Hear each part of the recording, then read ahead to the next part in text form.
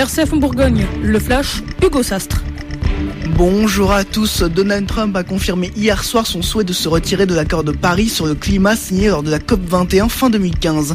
Il estime que cet accord est mauvais pour l'économie américaine et favorise ses rivaux chinois ou indiens.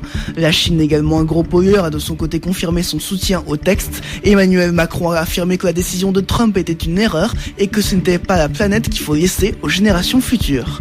La première loi du gouvernement Macron a été présentée hier soir. François Bayrou a détaillé sa loi sur la moralisation de la vie politique. Si le texte est adopté, il devrait être impossible de faire 3 mandats identiques de manière successive. La Cour de justice de la République devrait être supprimée et les emplois familiaux interdits. Une banque de la démocratie devrait également être créée pour aider les partis politiques qui n'obtiennent pas de prêts en banque.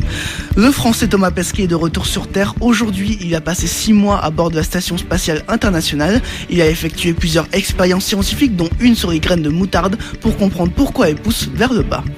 Aucun TER ne circulera entre Dijon et Dole les 3 derniers week-ends du mois de juin. Du samedi 13h au dimanche 13h, il faudra emprunter des cartes de substitution qui seront aux mêmes heures et aux mêmes tarifs que les trains habituels. Cet arrêt devrait permettre de changer 6 aiguillages du côté de Longwy.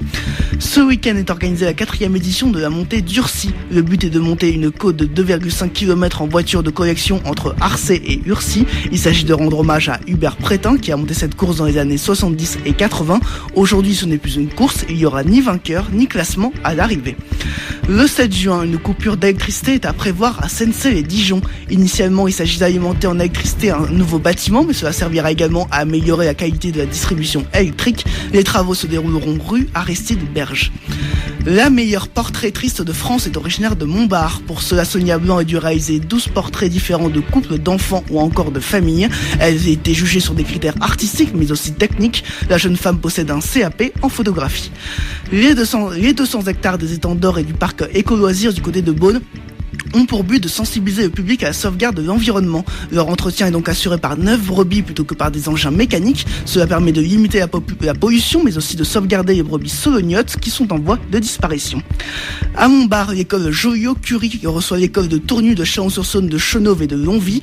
282 enfants vont ainsi faire un grand concert public. Toute l'année, ils ont reçu un enseignement musical avec la pratique d'un instrument.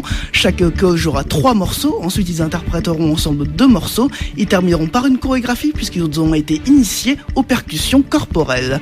L'entraîneur d'Auxerre, Cédric Dory, ne sera pas entraîneur la saison prochaine, il sera directeur sportif. Le nouveau coach se nomme Francis Gillot, il a signé un contrat de 2 ans.